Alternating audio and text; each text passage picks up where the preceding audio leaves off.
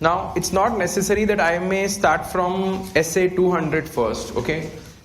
See, logically speaking, there is no need to start with SA 200 first. You can start with any standard first, okay? So, let me start with something which is an important standard also, and it's an easy standard for you all, which you have already discussed in your IPCC. It's just a repetition for you. The standard is on audit documentation. You can write down the heading. So when you're writing a heading, you can update your index simultaneously.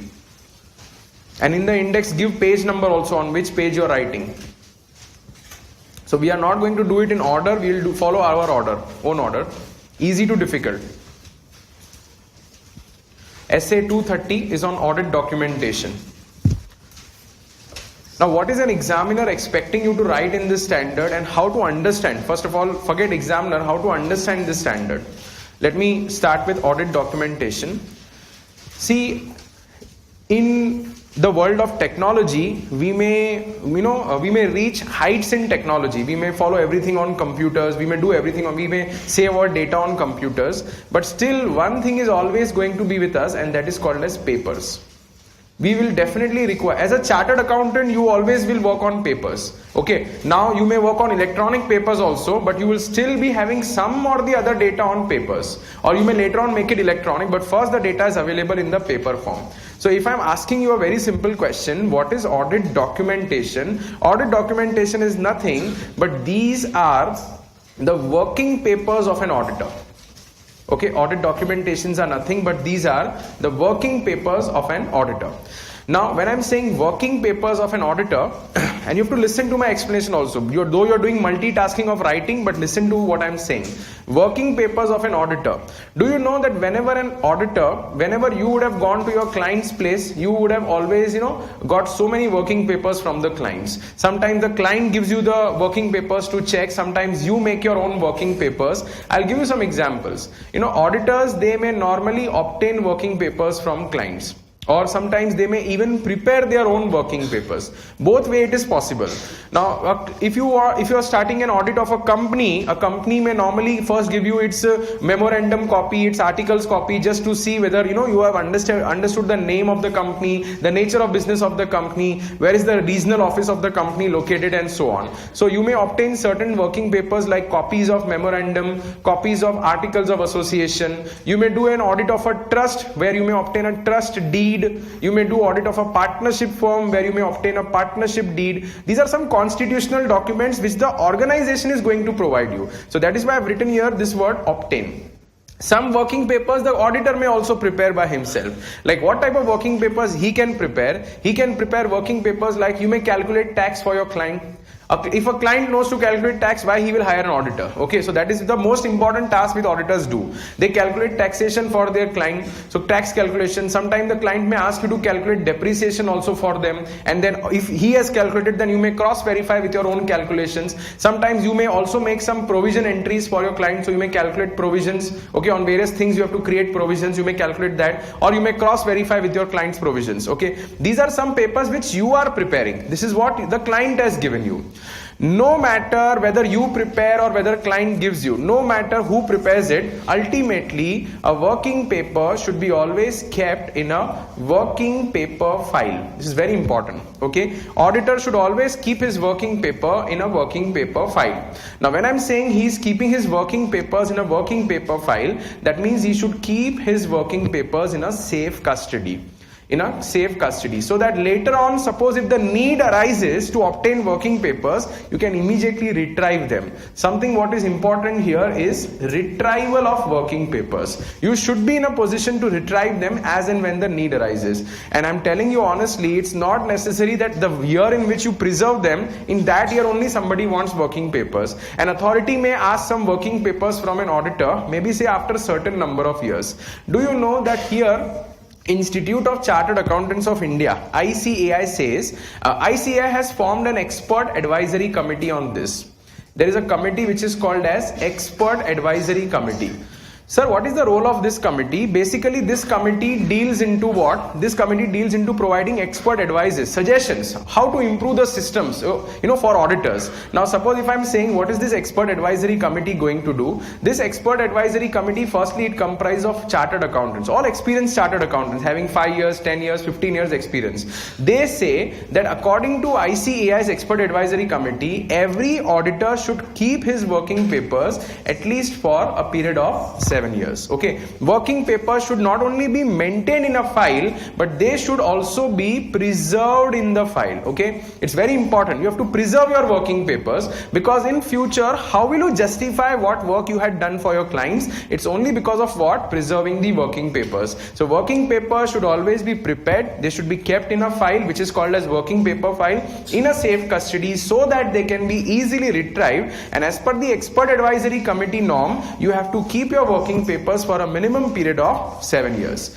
Now, when I say you have to keep it for 7 years, one more thing I want to justify here, that what is the use of preserving them? You may say, sir, what is the use of preserving working papers? You all know that you may do your audits for your client next year also. So for your future audits, working papers are really going to be helpful. You can make the audit program in a better manner only because you have preserved some working papers. So working papers can act you in planning for your future audits. Working paper can justify you that you have actually done auditing. Okay, what is the proof that you have done auditing? Today you are sitting for an auditing class, writing everything what I'm saying. Suppose if I speak for 10 hours and then you listen and you go away from here, what is the proof that you attended my lecture? Okay, so that is why I'm making you write. So tomorrow you will say that, I had attended auditing lecture and this was taught to me in the lecture. Okay, so it is a proof that you have done something during the course of audit. Otherwise, when you go and obtain remuneration from your client, the client will ask you, did you check this? Did you check that? Now you will say, sir, no, I forgot. Yes, sir, I've checked it, but I don't have any proof to show you. Do you think the client is going to trust you like this? No. The client is always requiring some proof. How will you justify your work to your client? Only on the basis of your working papers, that you really did something for him. Okay, so working papers always act as a proof in the court of law in front of the client that an auditor has performed really audits in good sense. Okay, working papers, though they are auditor's papers, but then you should not make a misuse of working papers. There is something which is called as confidentiality of working papers. What do you mean by this word? Confidentiality, very big word. Okay, confidentiality. See, what happens, you also do this every day. When you finish audit of one client, you try to communicate all this information to another client. Yesterday I was there, I did this audit for this client, and he was giving so much salary to his employees, and his employees are really working with him. And do you want those employees to be joining you? Competitor. So you shared all the confidential information of one client with another client. That you should not do. There's something called as professional ethics also. In fact, at CA final level you will be studying a full chapter on professional ethics. That will also contain this point, that an auditor should always hide the information contained in his working papers. He should not go and leak out the confidential information of his working papers of one client to another client. It's very important point. So you should always keep the working papers in a safe custody and make sure that you are not disclosing one client information to another client. It is again going to be a matter of your ethics only. If you are an ethical person, if you know how to perform audits ethically, then you will never do this point. People don't disclose only what working papers do they have. So that is something called as what? Maintaining confidentiality of working papers. One good question which I want to communicate with you, which is a past exam question.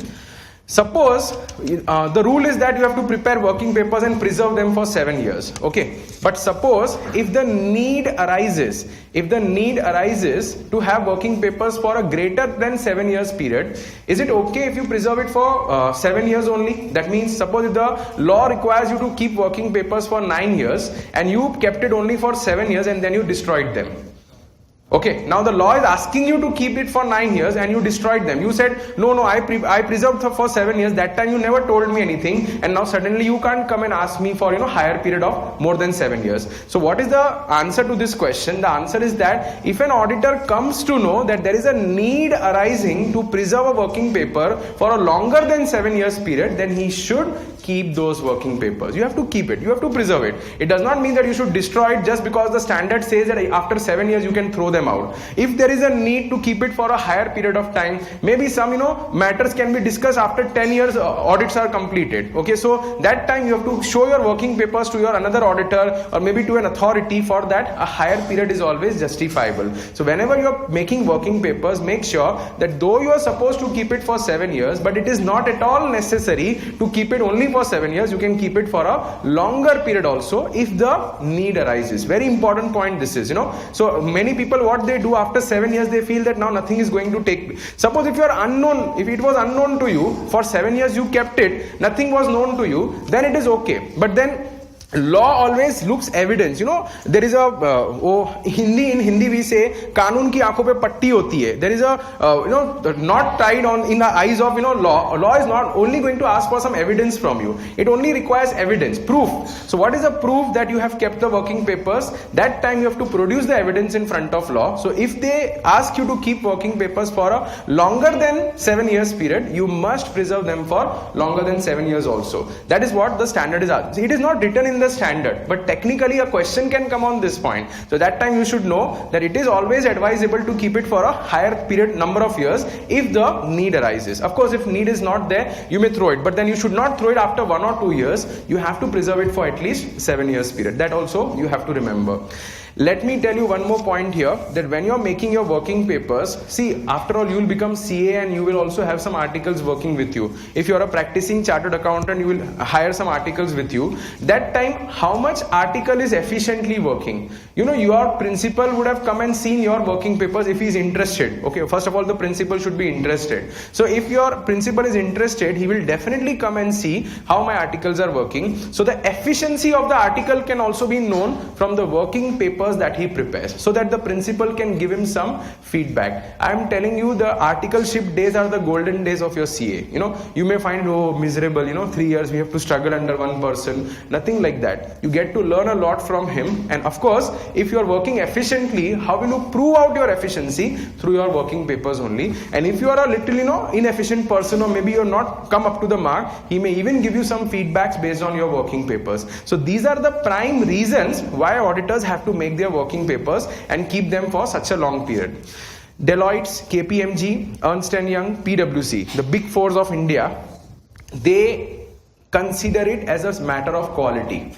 According to the big firms, it is a matter of quality if you prepare working papers. Your working papers can only justify your work. So these big firms always ask their articles, always ask their subordinates to keep their working papers properly in a safe custody, because according to them, it is a matter of quality. You can justify your work only on the basis of your audit documentation, that is working papers. And there are some working papers which are not only helpful in this year audit, but they may also be helpful to you in the outcoming future audits.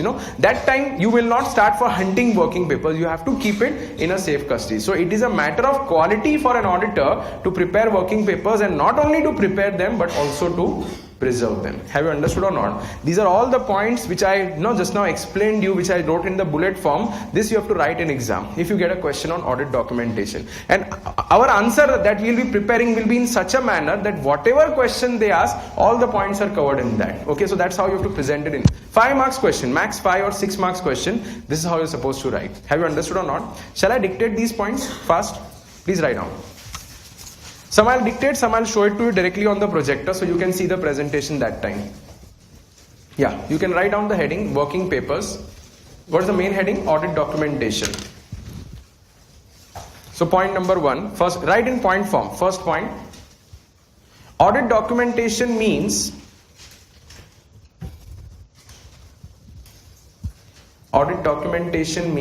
working papers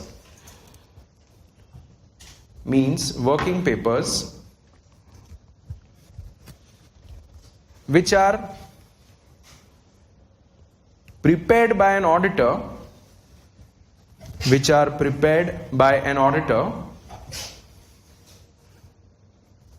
and obtained by him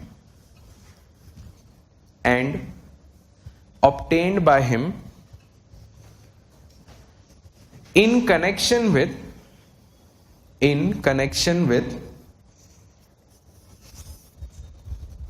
the performance of his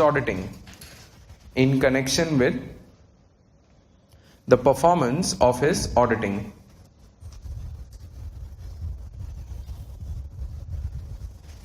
Full stop. Working papers, continue, same point.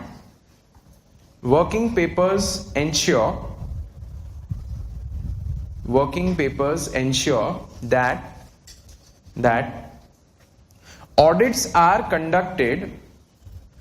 Working papers ensure that audits are conducted in accordance with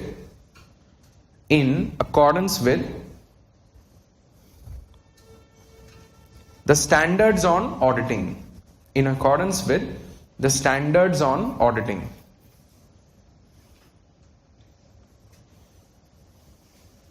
Full stop. Next point. An auditor can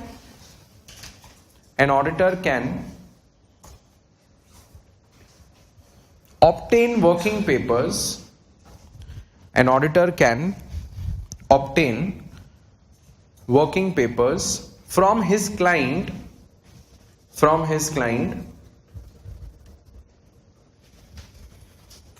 and he may also prepare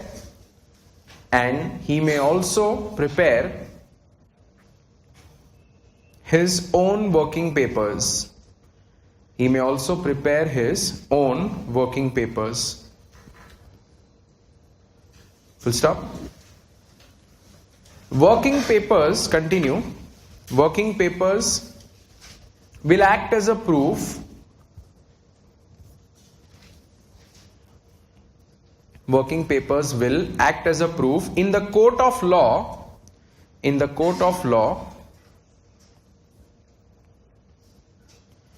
That audits were conducted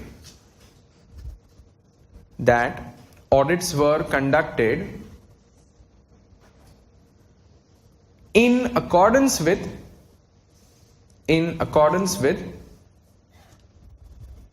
the principles of auditing. In accordance with the principles of auditing.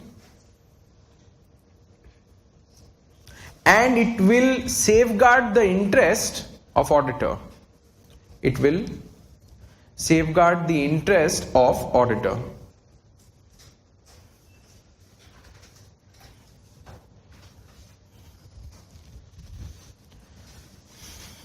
Full stop. Next point. An auditor should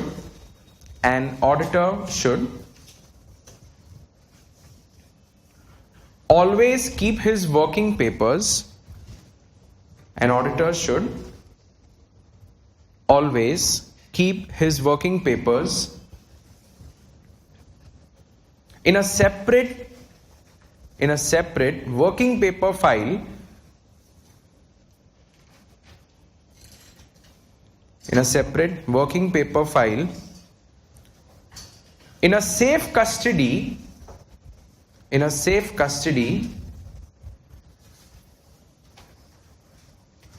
so that they can be easily retrieved. In a safe custody so that they can be easily retrieved. Full stop. As per the expert advisory committee, continue. As per the expert advisory committee of ICAI,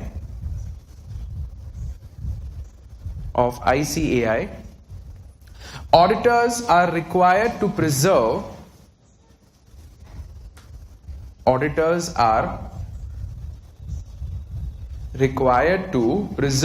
their working papers for a minimum period of 7 years.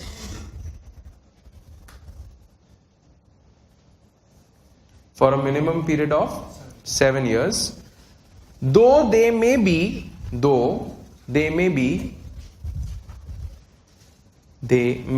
preserved for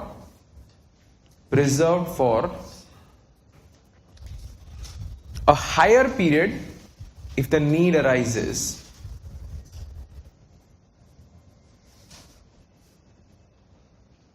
May be preserved for a higher period if the need arises. So this is a very important point. There are 2 questions on this point in the practice manual. So if the need arises, you can keep it for a greater time period. Next point. An auditor can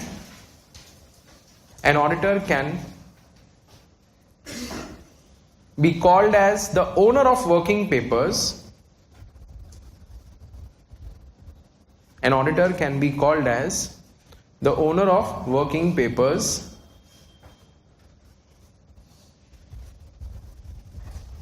but he should not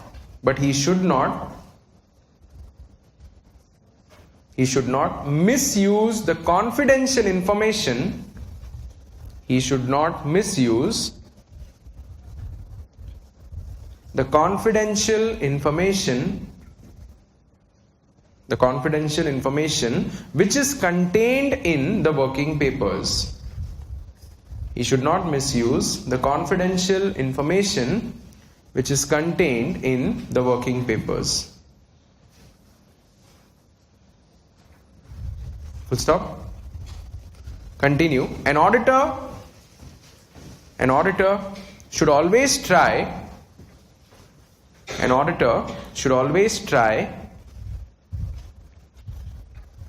to keep his eyes and ears open.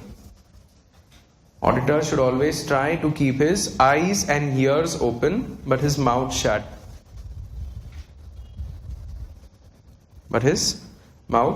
Full stop.